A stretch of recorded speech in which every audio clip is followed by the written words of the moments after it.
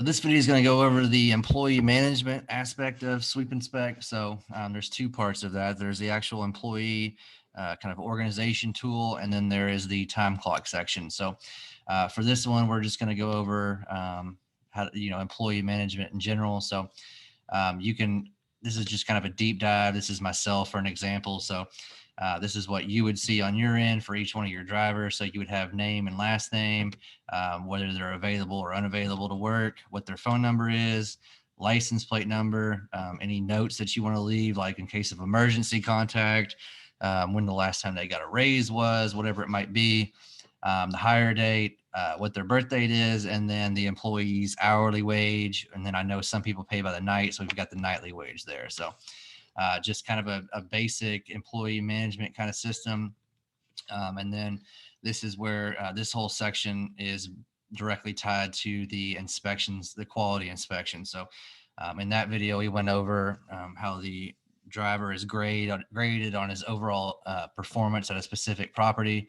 So you're able to see how many times this individual has been inspected, how many times he's passed, how many times he's failed, and then what his average rating is on the overall appearance of the property for the past week, month, quarter, and all time. So these are both really, great ways to get a snapshot of an individual employee. So if you, and this is just an example, if you have an employee whose overall rating is a 5, but the past week it's dropped down to, a 2.9 or whatever it might be, that gives you a heads up that, something's might be going on with this guy.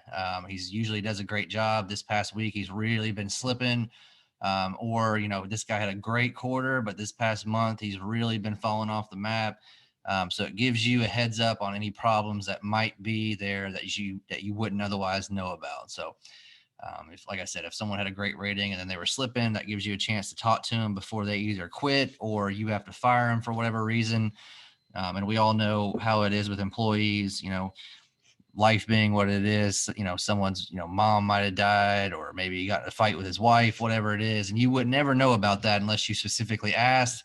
But this gives you a way to kind of identify problems before they fall through the cracks and get worse and worse. So that's where you've got the ratings on the averages and then all of the properties that they've been inspected at. So it's a nice little snapshot on how to manage an employee on a case-by-case basis. So that is the management system. From there, we've got a time clock as well.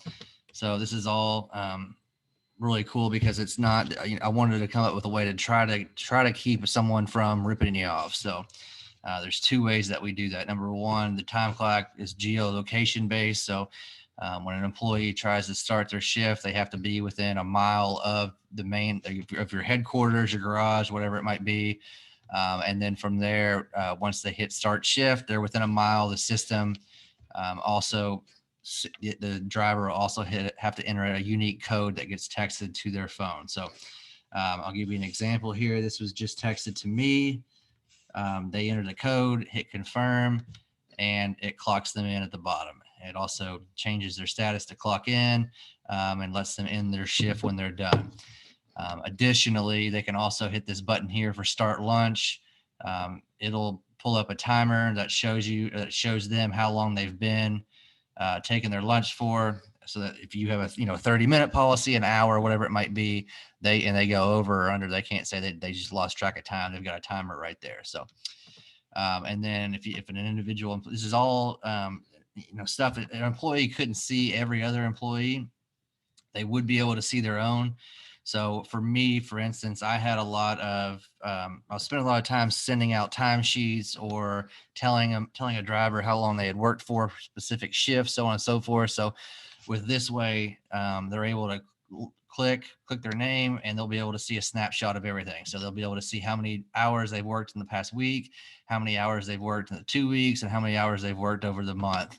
And then if they need a specific breakdown of an individual shift, they can see what truck they were in, what the date was, their start at and end at times, where they took their lunch at, and then how long their shift lasted for. So It's a great way for them to keep track of their hours on their own without relying on you or your managers or whatever to verify that their times are right. So, and then on the flip side, if on the manager or you wanted to see exactly where they started at and ended their shift, or to give a better example, where they took a lunch at, you can click this button and it'll give you that information as well. So that way, if there's any discrepancy or they try to say they didn't take a lunch or anything like that, you can see exactly where they did, how long their lunch was for, so on and so forth. So, and again, they can't do any of this. They can't clock in, clock out unless they're within a mile, and unless they enter that unique code. So it's a great way to kind of have a couple different ways to verify that it's actually them clocking in. So that is the employee management and the time clock section. It saves a lot of time, just organization alone. A lot of us have spreadsheets, I know, where it breaks down an individual employee, or actually a whole list of employees rather. And this way you're able to find them all in one spot. So that is the employee section.